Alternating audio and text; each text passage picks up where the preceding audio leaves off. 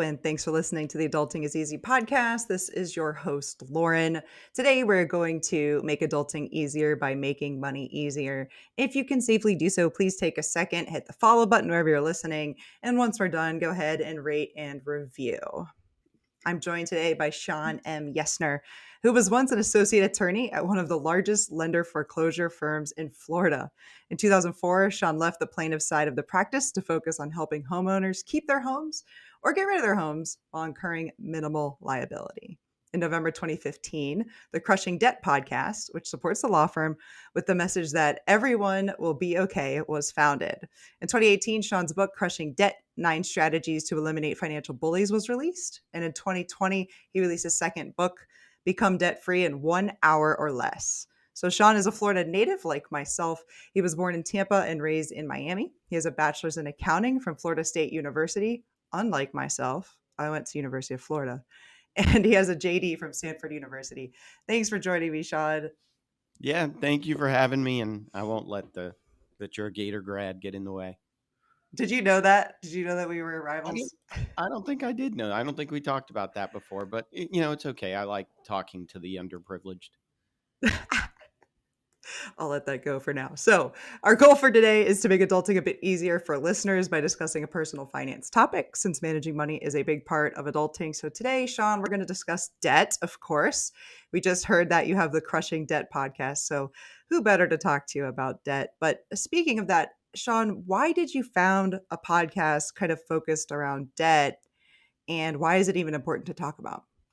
Well, so in my practice, I deal a lot with bankruptcy, and I understand bankruptcy is not the only solution. There's a whole bunch of other ways that we can help people get out of debt, and so that's why I think it's important to talk about it, not only to understand why we get into debt, how we get into debt, how debt can sometimes get out of control, and how to keep it under control, and really the podcast, like you said in the introduction, supports the law firm by letting people know, debt is not the worst thing in the world. Even if you have what you think is over encumbering, massive amounts of debt, there's always someone out there with more, and there's ways to get out of it. And really, the podcast became like a fancy frequently asked questions page was really how it started. I would get the same kinds of debt questions over and over and over and over. And so that's one thing the podcast is designed to do, is answer a lot of those questions. Absolutely. Makes total sense. So, bankruptcy is not the only solution. How often are people coming to you where they think bankruptcy is going to be the solution? And do you ever say, actually, I think you could get out of this? Oh yeah, there's plenty of times where I say bankruptcy is a bad idea because the way that it comes up a lot, people say to me, "Well, how much debt do I need to have in order to file bankruptcy?" And the question is more than you can afford to repay in a reasonable amount of time. So somebody with, let's say, $30,000 of debt, but makes $40,000 a year, they may be a great candidate for a bankruptcy. But somebody that has 30 grand of debt and they make 300 grand a year, probably not. Let's figure out a way to pay it off over time. Let's figure out a way to negotiate it. Let's figure out how to pay it in maybe some kind of lump sum discount.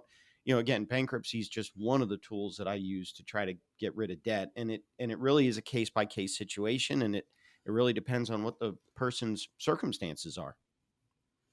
That's, I've never thought about this before, but that makes so much sense.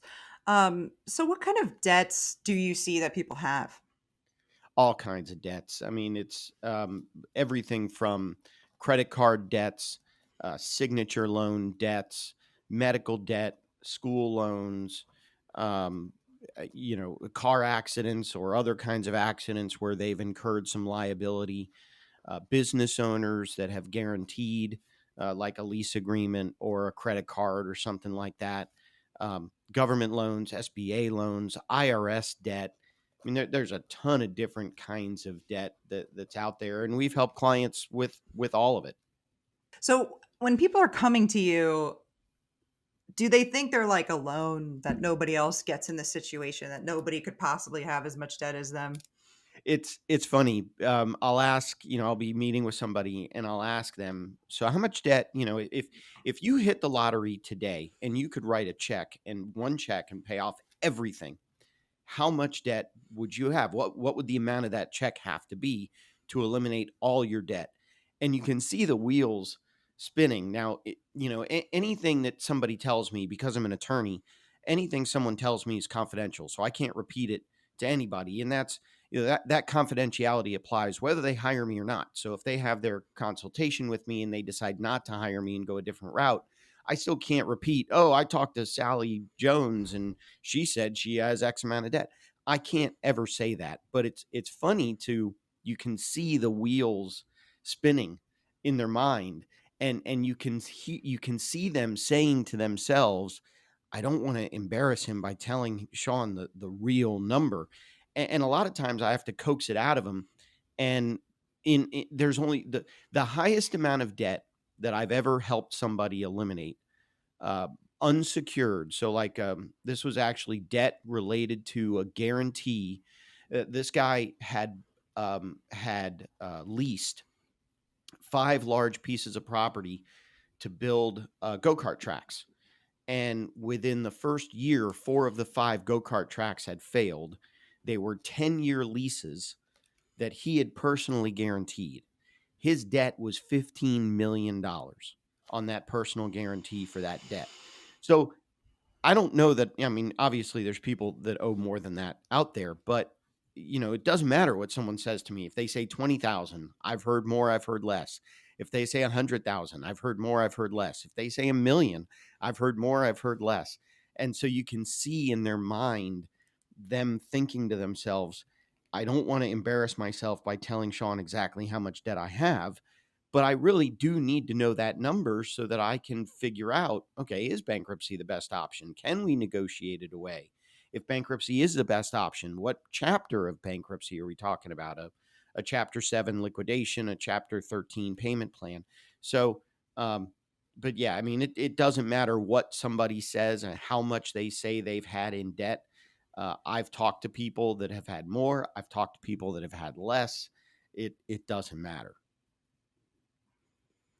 So it sounds like the first step is knowing how much there is, right? And the types. Do people ever surprise you where maybe they forget about a couple of them? Yeah, and so one of the things we do as part of our due diligence when we're preparing a bankruptcy petition, we actually run a credit report. My bankruptcy program gives me the ability to run a credit report on somebody for purposes of putting the bankruptcy petition together. And so we ask that they provide us with, all your credit card statements and all your bills and all your medical bills and all this and all that. But we also run the credit report just to see what else is out there that they might have forgotten. And even believe it or not, the credit report doesn't pull up everything all the time. So, yeah, from time to time we may miss stuff, or but again, if a creditor's not reporting within the credit report, then chances are they're not really that aggressive in trying to collect the debt. If they are aggressive in trying to collect the debt, then we've got statements to include it in whatever our strategy is to get rid of it. So if someone is listening right now and they do have debt, would you say the good first step, should they run their own credit report? How can they get a hold of what they have? Yeah, I think that's a good first step, is to understand what you've got, understand how much debt is out there, and either collect the bills, create a budget. One of the documents that we talk about in the bankruptcy petition itself is Schedule I and J. And Schedule I shows all your income, and Schedule J shows all your expenses. And I've offered to send a blank Schedule I and J to my listeners, to the people that pick up the books. I'll offer it to your listeners if anybody wants to email you or me, and I can send them that blank Schedule I and J that does a pretty good job of categorizing all the different types of income you can have, all the different types of expenses you might have. But yeah, I mean, I think step number one is get a handle on what you've got. Step number two is, looking at your budget. And then from there, we can create some kind of plan to attack the debt. Okay, so the first thing they should do, obviously understand what they have. The law is so interesting. Why is the I income and the J expenses? I mean, come on, that it couldn't have been E. Yeah, I don't know. So I can go through all the different letters for you. Schedule A and B are assets. Schedule C is exemptions. So first, the bankruptcy court wants to know what you got, and then what you're protecting, what you're exempting. Schedule D is secured debt, which is one of the types of debts, in one of your first questions. Secured debts, things like cars and houses and all the toys, the boats and the jet skis and all that kind of stuff. Schedule E is priority debt, so like IRS debt. Schedule F is unsecured debt. Um, G is leases or contracts that you have. H is co-debtors, people that owe that debt in addition to you. And then we get to I and J, the budget. I think those are the last two. There's a couple other documents that are, a bankruptcy petition. It's funny. Like you said, when I started this, I was doing a lot of foreclosure defense, and I still do foreclosure defense. And I've had people comment plenty of times, the package of documents to file a bankruptcy is about as thick as the package of documents to buy a house. It's easily a 50 plus page petition with all the supporting That's that documents. says a lot. That says a lot about how much Yeah. that is. I mean, I always say, like, I feel like a celebrity. It's like I'm signing autographs, like bam, bam, bam. It's like just an hour of signature after signature, signature. So for the plans, all right. So know what you have, and then make a plan. What are some examples of plans that people would have to pay off their debt? Well, the easiest one is negotiating some kind of monthly payment plan with the creditor. So I'll give you an example, one that I've used. It's about me.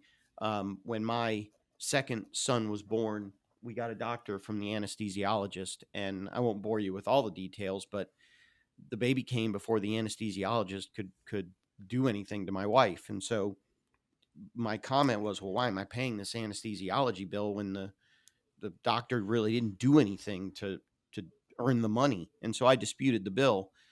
It started out at like a $4,000 bill, and at the end, I ended up negotiating it.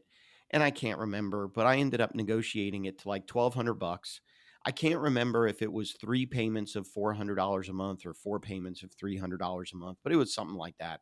And I just ended up negotiating it. And I said, look, you didn't do anything for the bill that I got. You didn't stick any needles into my wife to numb anything. You examined her, and then when you went to go get all the stuff, that's when the baby came. So we didn't need the epidural and the anesthesiology and all that stuff. And so I disputed the bill and ended up negotiating it with him because something was better than the fight. And so I've done that a bunch before.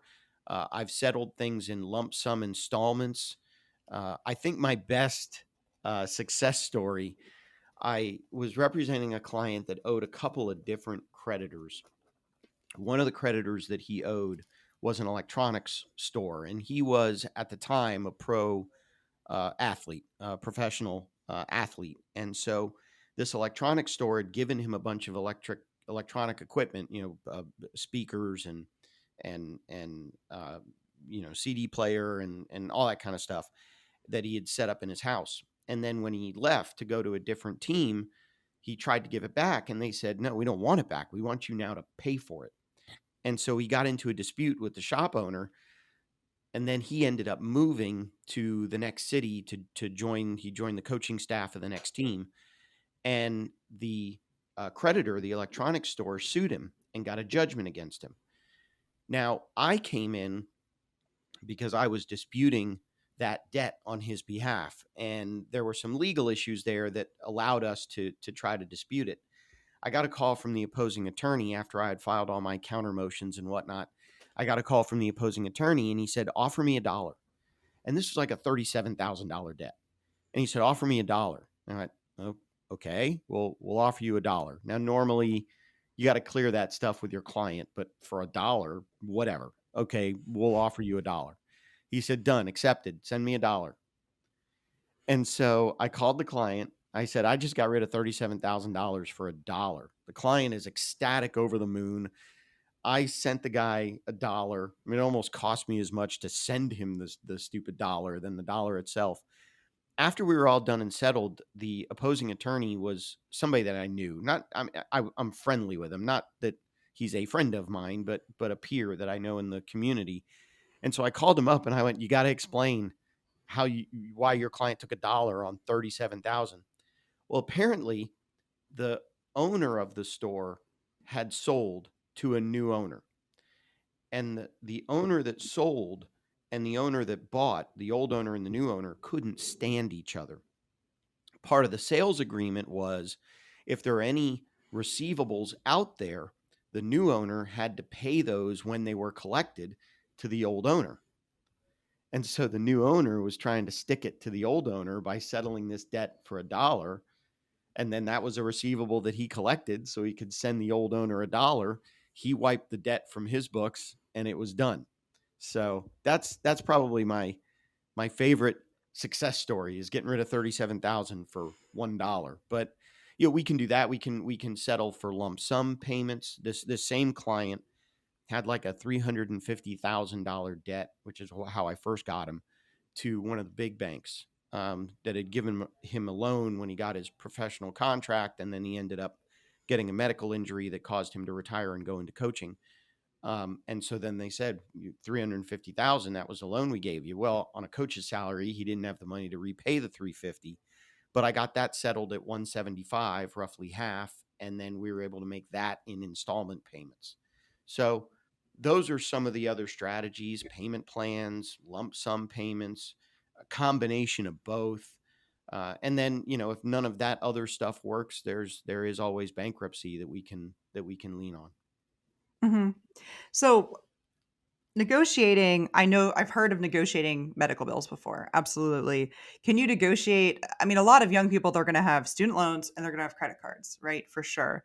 Can you negotiate those too? Can I call up Chase and be like, yo, I need help here or what? Sometimes you can. The student loans, we can get into student loans in a minute. On the credit cards, typically, and I got to be careful here because I will never advise a client to stop paying a debt that is current. I don't know that that's necessarily ethical for me to do, but the credit card companies don't really have an incentive to discount the amount owed on a loan that's current.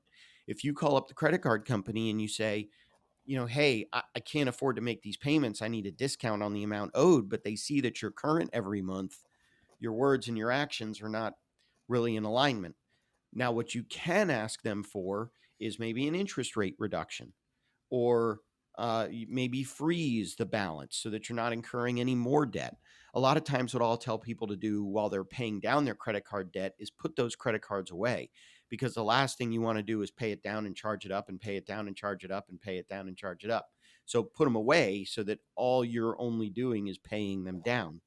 But yeah, you can call the credit card companies and say, hey, I see the edge of the cliff coming. I need some help. And they may reduce interest rates for you. I don't know if they would do that in this particular economic climate, but they can. Student loans are a little bit more specialized. There's a lot of programs out there to deal with student loans. There's public service loan forgiveness if you go into an area that is more of a public service type job, and there's a lot of detail in there that I don't know that we have time to get into. You can consolidate student loans. There's hardship discharges that are available. There's forbearances that are available. So there's a lot of options. The only thing I would warn about with student loans is be careful on the forbearances, because you're not making payments, but any interest that you've missed paying gets added to the balance of the loan. So you got to sometimes be careful there.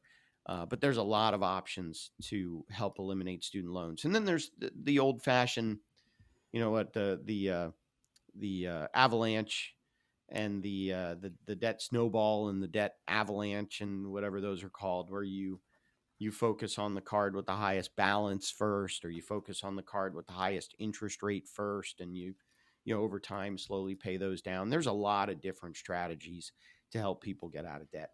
Yep, love that. Student loans, they do not go away in bankruptcy. Is that correct? Yes and no. So Okay. student loans are treated like all other unsecured creditors, but they're not discharged. So let's say that I file a bankruptcy where the borrower is repaying 20% to all unsecured creditors, and they owe 100 grand on their student loan. Well, that student loan company is going to get 20 grand, treated just the same as all the other unsecured creditors, 20% of what's owed. But when the bankruptcy is over, the remaining 80 grand is still going to be owed.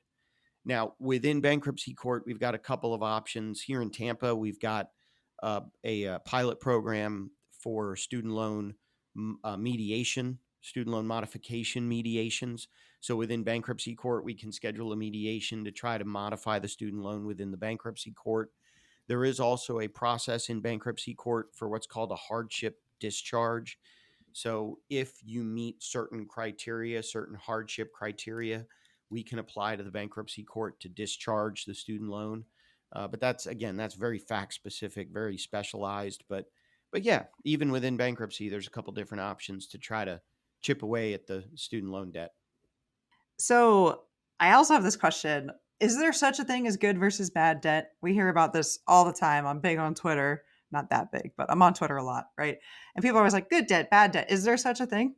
I understand both sides of the debate. I tend to believe there is such a thing as good debt and bad debt.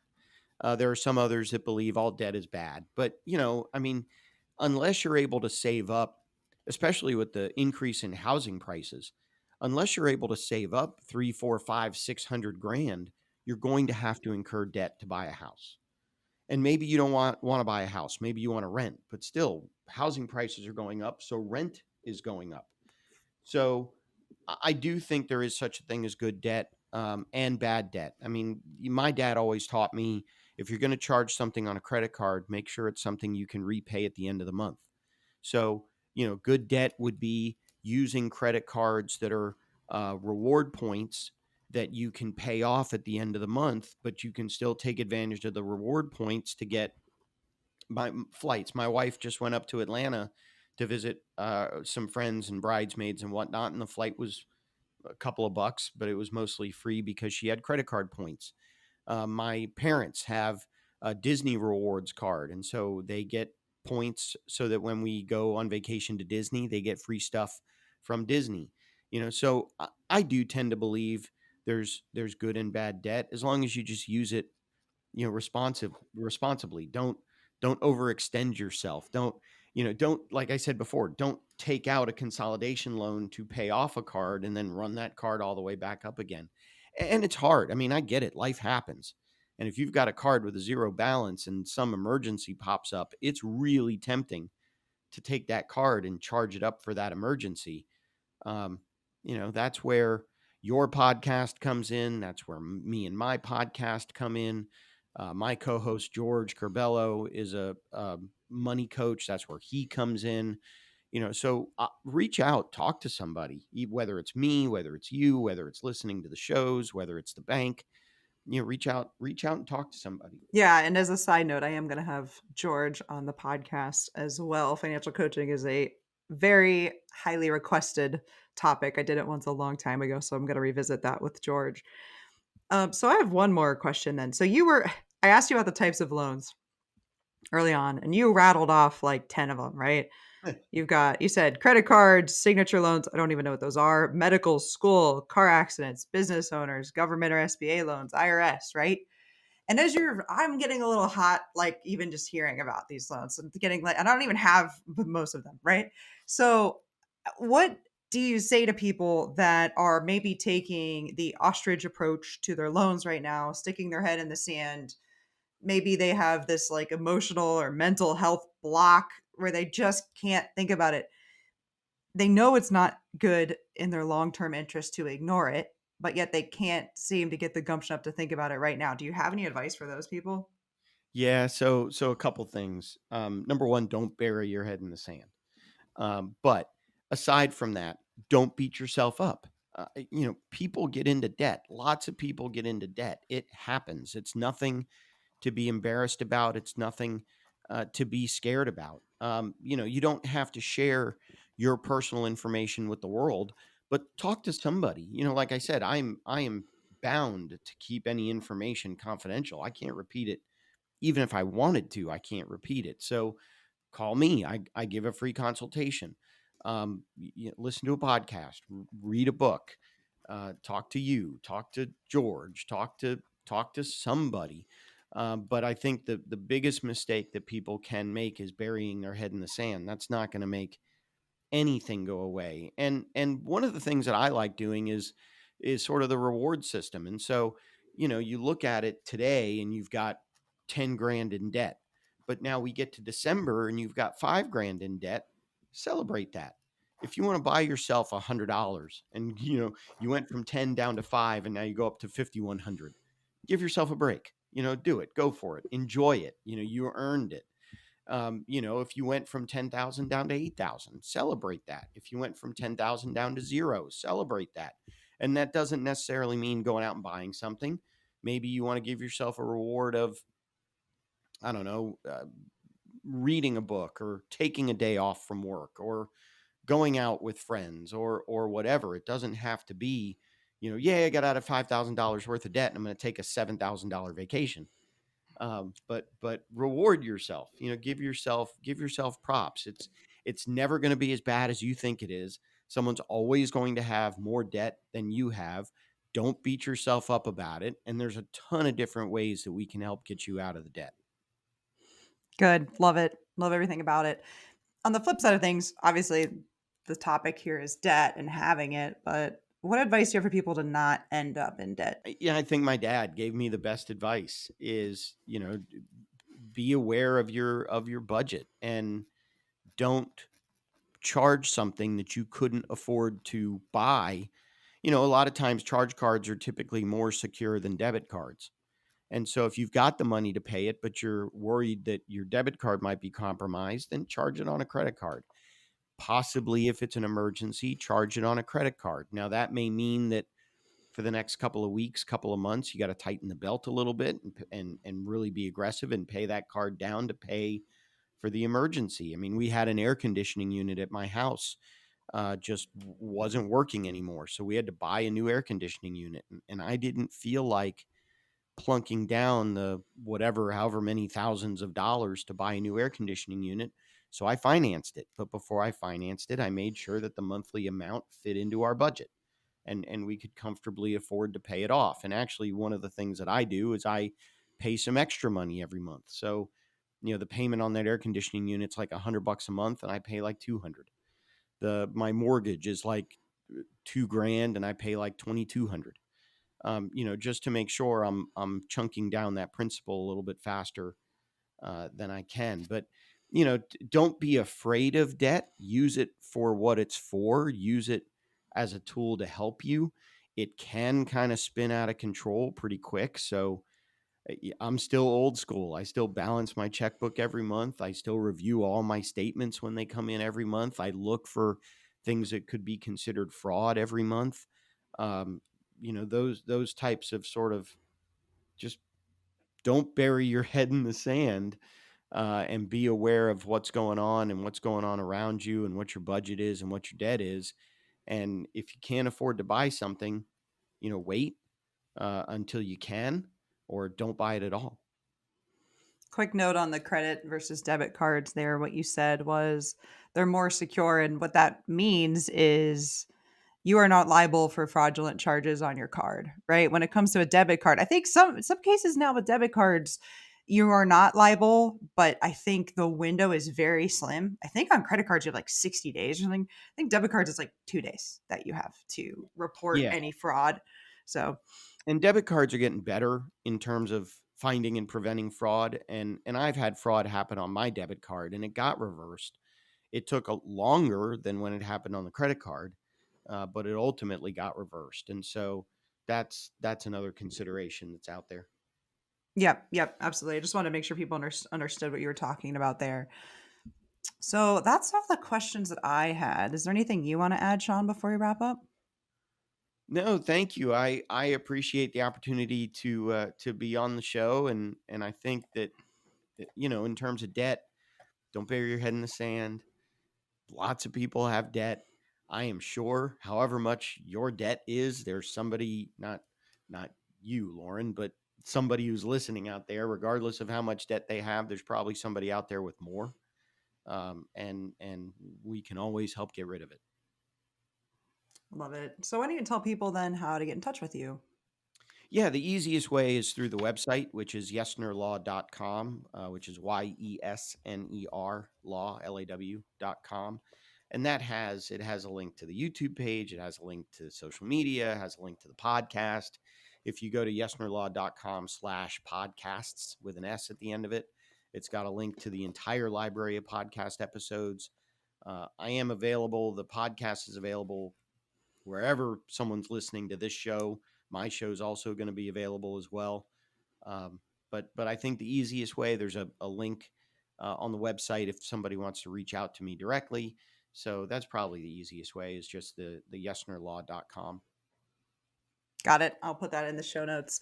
Everybody, you can follow me on Twitter at Adulting is Easy. I started a YouTube channel too. Some of you may be watching this on YouTube. Very exciting. This is my second video that is going to be on YouTube. So I'm also on Facebook. You can email me at realadultingiseasy@gmail.com. The website is realadultingiseasy.com. If you go there, there's a new tab as well, because I'm now offering coaching sessions because people have been asking for them. Thanks again for listening, everybody. Hopefully, Shawn and I have made adulting a little easier for you.